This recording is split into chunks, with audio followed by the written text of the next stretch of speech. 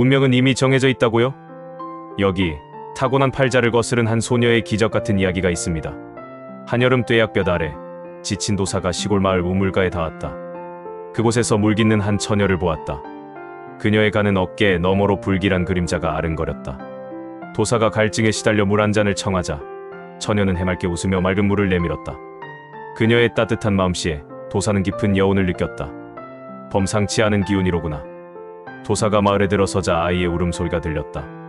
골목에는 피 흘리는 아이와 발 동동 구르는 어른들이 있었다. 그때 우물가에서 본 처녀가 나타나 망설임 없이 아이에게 달려갔다. 자신의 옷고름을 찢어 능숙하게 상처를 감싸 매는 그녀의 손길은 부드러웠고 차분한 목소리는 아이의 울음을 멎게 했다. 도사는 물끄러미 그 모습을 지켜보았다. 처녀의 지극정성으로 아이의 상처는 금세 지혈되었고 아이는 어느새 울음을 뚝 그치고 처녀의 품에 안겨 작은 미소를 짓고 있었다. 도사는 처녀의 얼굴에서 보통 사람에게서는 찾기 힘든 맑고 순수한 기운을 느꼈다. 그 기운은 강한 인력처럼 도사를 끌어당겼다. 저 처녀 단순한 인연이 아닐세. 무언가 깊은 사연이 있겠구나. 도사는 그렇게 생각하며 아이를 보듬어 일으키는 처녀에게서 시선을 떼지 못했다. 아이를 달래 돌려보낸 처녀는 바삐 발걸음을 돌렸다. 도사는 그녀의 뒤를 따랐다. 비좁은 골목길 끝 허름한 주막에서 시끄러운 소음과 함께 탁한 막걸리 냄새가 풍겼다. 놀랍게도 그곳에서 처녀는 주모의 호통 아래 주막일을 하고 있었다. 옷고름이 찢어진 채 행주를 든 그녀의 얼굴에는 깊은 피로와 애처로움이 드리워져 있었다. 야 이년 어디 갔다 이제 오느냐? 손님 상은 언제 치우고 막걸리 심부름은 또 누가 하라더냐? 정신없이 놀지 말고 얼른 가서 주방에 밥상이나 차려라. 주모의 굵은 목소리가 주막에 울려 퍼졌다. 처녀는 아무런 불평 없이 묵묵히 일에 매달렸다. 그녀는 무거운 술상을 나르고 음식 준비를 돕고 손님들의 비위를 맞추는 등 어린 나이에는 버거워 보이는 일들을 능숙하게 해냈다. 그녀의 빠르고 야무진 손길에서 고단한 삶의 흔적이 엿보였다. 밤이 깊어지고 주막에 손님들이 하나둘 줄어들자 도사는 조용히 처녀에게 다가가 말을 건넸다. 아가씨 혹시 아까 우물가에서 만났던 그 처녀가 맞소? 그녀는 화들짝 놀라 고개를 들었다. 이내 당황한 기색을 숨기고 고개를 끄덕였다. 예, 어르신. 제가 맞사옵니다. 혹 저에게 무슨 볼일이라도 있으신지요? 도사는 그녀의 지친 눈빛을 보며 마음이 좋지 않았다. 그대가 이리 어린 나이에 이런 고생을 하는 것을 보니 마음이 쓰여 그러하오. 혹시 내가 도움이 될 수 있을까 싶어 그러하오. 그대의 사정인들 어찌 되는지 혹 내가 도움이 될까 싶어 그러하오. 처녀는 잠시 동요하는 듯했지만 이내 고개를 푹 숙였다.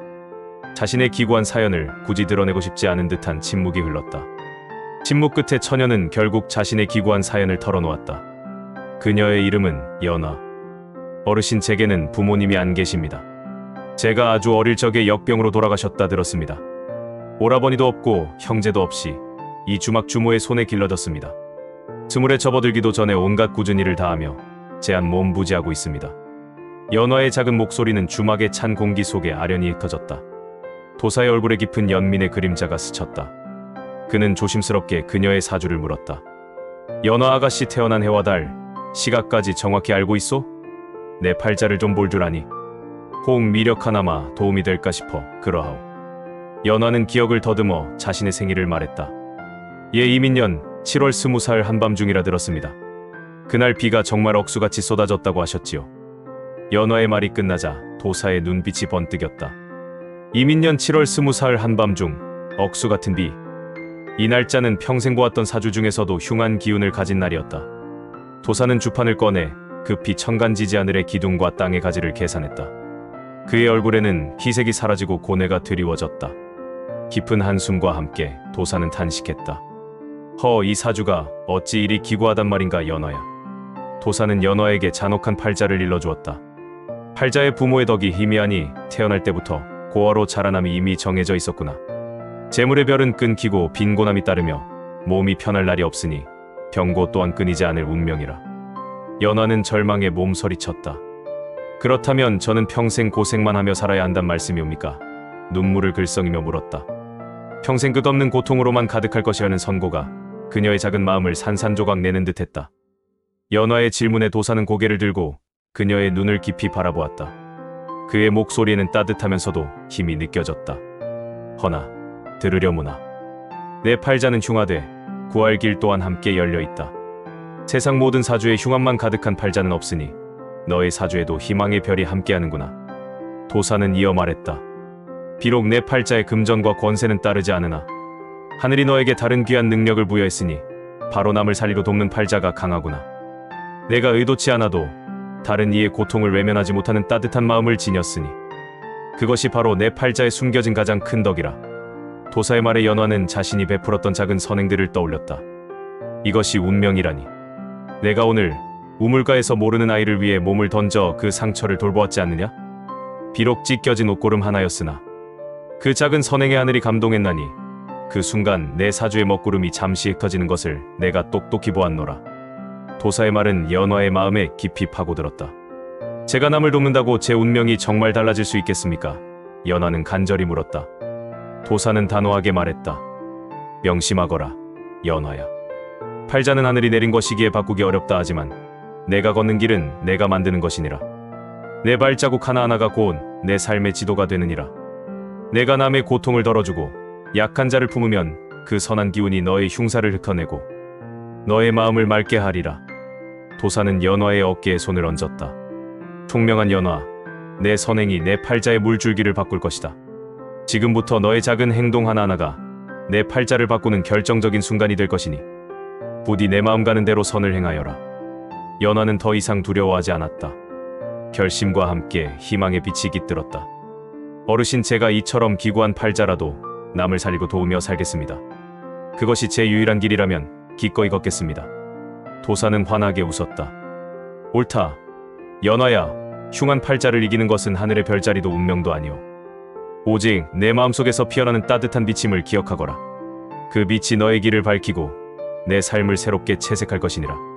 도사는 주막 문을 나서며 하늘을 올려다보았다. 새벽 햇살이 주막 안으로 스며들어 연화의 얼굴을 환하게 비췄다. 연화는 햇살을 받으며 속삭였다. 내 팔자 내가 새로 써 내려가리라. 그녀의 입가에 엷은 미소가 번졌다. 새로운 태양이 떠오르듯 연화의 운명도 그렇게 서서히 빛나기 시작했다. 주막에는 어느새 맑고 따뜻한 햇살이 가득 채워져 있었다. 세월이 흘렀다. 도사의 가르침을 받은 연화는 그날부터 주막 일을 대하는 마음이 달라졌다. 그녀는 매 순간 도사의 말을 되새겼다. 손님들의 필요를 미리 헤아리고 어려움에 처한 이웃에게 기꺼이 손을 내밀었다. 그녀의 진심 어린 선행에 사람들의 발길은 끊이지 않았다. 주막은 연일 문전성시를 이루었고 타고난 총명함으로 주막 살림에도 큰 보탬이 되었다. 그러던 어느 겨울 주모가 병으로 쓰러졌다. 연화는 병수발과 주막 살림을 홀로 도맡았다. 몸이 10개라도 모자랐지만 약한 자를 품으라는 도사의 가르침을 떠올리며 억척같이 버텼다. 지극한 정성과 꺾이지 않는 강인함에 마을 유지들은 감탄했다. 특히 이 지역 가장 큰 상단을 운영하는 박 대감은 연화의 수완과 진심을 보고 그녀를 상단에 등용하고자 간곡히 부탁했다. 연화는 박 대감의 상단에 들어가 타고난 총명함과 성실함으로 빠르게 두각을 나타냈다. 그녀는 누구도 예상치 못한 방식으로 상단의 재물을 불렸고 박 대감의 전폭적인 신뢰 아래 큰일을 맡아 나갔다. 비록 태생은 미천했으나 그녀의 능력과 인품은 어느 명문가의 자식과 비교해도 손색이 없었다. 결국 그녀는 박 대감 상단의 대행수가 되며 인생 역전을 이뤄냈다. 그녀가 지나는 길마다 사람들이 고개를 숙여 인사했고 마을 사람들은 그녀를 박 대행수의 연화 아씨라 부르며 존경했다. 성공했지만 연화는 과거와 도사의 가르침을 잊지 않았다. 재물이 늘어날수록 오히려 더 겸손하게 베풀었고 어려운 사람들을 보면 항상 먼저 손을 내밀었다. 연화의 주도로 상단에서는 마을의 어려운 이들을 위한 기부와 자선 사업이 늘어났다. 어느덧 세월이 흘러 연화는 큰 상단을 진두지휘하는 어엿한 대행수가 되었다. 부모 없는 가엾은 처녀는 이제 삶의 지혜와 재물, 그리고 세상에 이로운 영향력을 가진 진정한 리더로 성장했다. 그녀의 눈빛은 여전히 맑았고 웃음소리는 더욱 깊어진 향기를 품고 있었다. 사람들은 연화를 보며 진정으로 팔자를 바꾼 사람이라며 존경을 담아 이야기했다. 그녀의 이야기는 운명은 스스로 만들어가는 것이라는 진정한 깨달음과 희망을 주었다. 마치는 글 사주 명리학자의 한마디. 안녕하세요. 사주 명리학자입니다. 오늘 기구한 소녀 연화의 인생 역전 이야기를 통해 깊은 감동을 느끼셨기를 바랍니다. 사주 명리학은 점술이 아닌 엄연한 학문입니다. 음양오행 이론을 바탕으로 천간지지를 분석하며 과거, 현재, 미래를 통찰하는 깊은 지혜가 담긴 체계적 이론이죠. 사주는 태어난 8글자를 통해 타고난 운명의 흐름과 성향을 알려주지만 연화의 이야기처럼 그 흐름 속에서 우리가 어떤 선택과 노력을 하느냐에 따라 팔자는 충분히 바뀔 수 있습니다. 우리 선조들의 지혜가 담긴 이 학문을 통해 여러분의 삶에 더 큰 행복과 의미를 찾아보세요. 타고난 팔자에 연연하기보다 지혜롭게 자신의 길을 개척하는데 사주 명리학의 깊은 통찰이 도움이 될 것입니다. 오늘 이야기가 좋았다면 좋아요 꾹, 구독, 알림 설정까지 꼭 부탁드려요. 다음 영상에서는 또 다른 인생의 지혜를 담은 이야기로 찾아뵙겠습니다.